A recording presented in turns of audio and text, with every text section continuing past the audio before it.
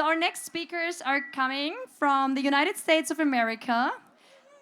I'm happy that I'm able to introduce two strong women that I saw 2 times on the High Wire, and now they are here with us.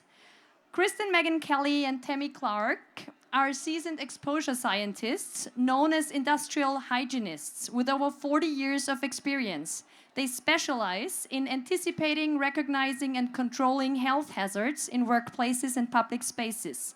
Their expert testimonies were pivotal in challenging improper pandemic responses, defeating mandates across the US, and fostering international education on effective public health measures. Welcome, you two strong women on stage. Thank you.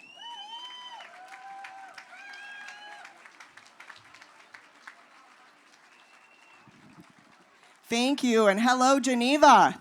It's great to be with you, world. It's great to be with you here in the Lion's Den, in the heart of globalism. But we have a message to encourage, inspire, and educate you, hopefully to activate you to all be the solutions in your own communities, because local politics is really where politics happens. If you can take back things in your local communities and your nations, we can save the world. Hello, bonjour. Many of you in this crowd today may know me as the United States Air Force geoengineering whistleblower. But today I am here to educate the world and promote unity.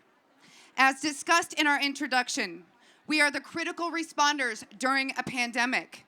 Unfortunately, our professions were sidelined, leading to a harmful promotion of ineffective control measures. So what is a control measure? We follow something called the hierarchy of safety and controls. And over the past 4 years, engineering controls were the corrective action needed. And as soon as it was known that COVID was aerosolized. For example, increasing your air exchanges lifts this hazard out of the breathing zone because COVID-19 is primarily spread through the inhalation of aerosols into the deep lung. Masks, N95s, and KN95s, they were not utilized properly and did little, if anything, to reduce the risk of this exposure. Plexiglass barriers and dots promoting 6-foot social distancing defy the science and common sense, given that we understand the behavior of aerosols, which in stagnant air can stay suspended for days and weeks. And as somebody who has managed the respiratory protection programs of almost 80,000 employees, I know that masks provide a less than 1% risk reduction against COVID-19 aerosols. And guess what? They also create a greater barrier for you and the people around you. Proper personal protective equipment would have been something called controlled air and powered air purifying respirators going over your face like this, which they protect both the lungs and the eyes. That ocular hazard was neglected by the promotion of masks. Healthcare professionals are required to utilize these tools for maximum protection. It's our law in the United States and in many of your countries. It's not just crucial, it is imperative that our governments, irrespective of any political parties or affiliations, listen to the experts in our field.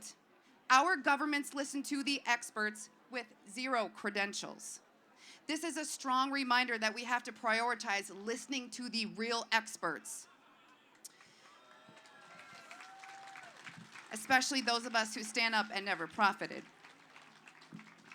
So Tammy, why did the government abandon in lockstep all of the known science that we have utilized for decades to successfully handle all public health emergencies?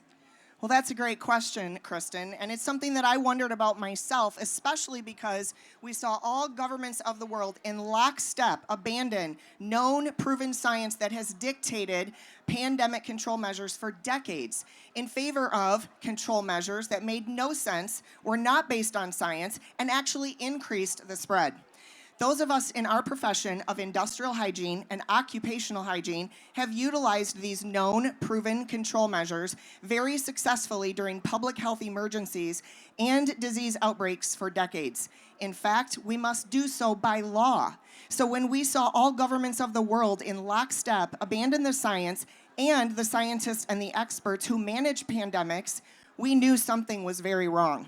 This is why Kristen and I stood up and blew the whistle on the very inappropriate and irresponsible control measures that they were mandating on the entire world.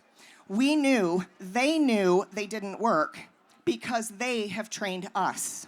There is nobody better to blow the whistle on the government than government-trained experts. So why are we here today? To expose this for what it is, an attempted global coup led by the World Health Organization to control all of humanity.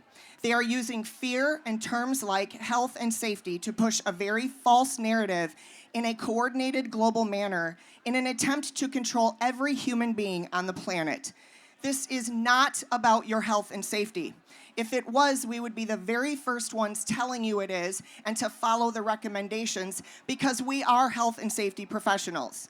This is about control, utilizing the terms health and safety because that's how they get you to comply out of fear. And remember, your silence is viewed as consent, but together and collectively, we outnumber these sociopaths.